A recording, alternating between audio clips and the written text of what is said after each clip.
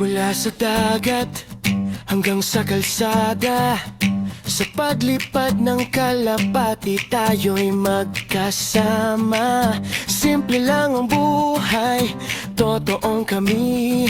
Ito ang Jace, you and me. Sabay na tayo, sabay na tayo, sabay na tayo. Magandang buhay mga kalapatol. Ayan nga maghahabol tayo ng sisingsingan natin panglaro sa South.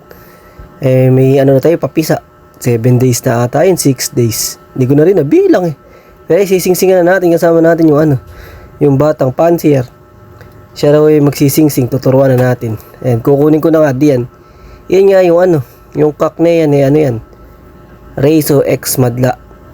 Ibon ni Madla. Etong hen Dr. Aid cross sa Ex Machina.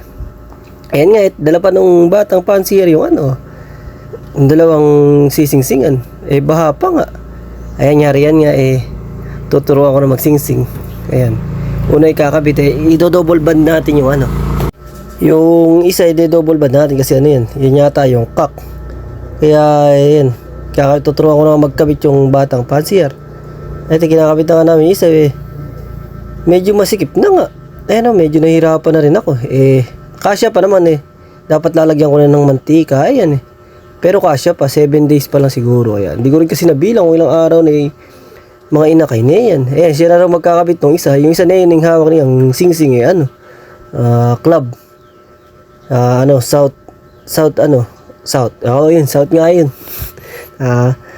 Siya na magkakabit. Ayan, kakabitan pa natin yung sa isa pagka nag-itlog. Hahabol tayo pang South kahit 3. Yung iba na yan, combring. Pagte-trainingin din natin. Pag nakatapos sa yung gagawin natin, breeder. Ayan tingnan nyo, lulusog. Yan lang isa, tsak hen niyan. Mukhang nagmana lahat dun sa nanay ng kulay sa hen. Parang mga Johnson Relax lahat. Pumipili. Siya pa nga pumipili na ikakabit na ring. Ito, yung nakitdaganan yung isang gustuhan niya. Lalagay ko na sa lalagyan ng singsing yung ibang ring.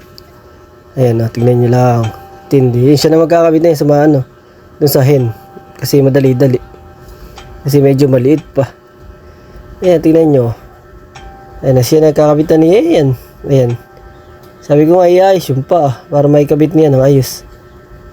Ayan, tuturuan ko ulit. Ayan, ginanong ko yung paa ng sisiw para may kabit niya. Ayan, tingnan nyo. Ayan, papakita ko. Ayan, naikabit na. Naikabit na ng batang pansier. Ayan, dalawa. Yan yung double band. Kasi ito yung isa. Pero lahat naman yan, sasama ka sa training. Ayan, binalik na namin dun sa kulungan. Ayan, yung mga wires natin.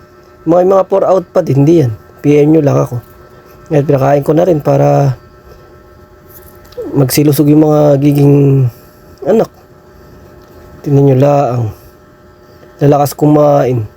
Ayan, pagka yung isa na yan, pagka nagkaanak dito yung kukuha naman ng isang pang club. Ayan yung iba pa natin breeder. Ayan, 4 out yung itim na yan. Hanggang sa muli natin paglipad mga kalapatol. Kita kits!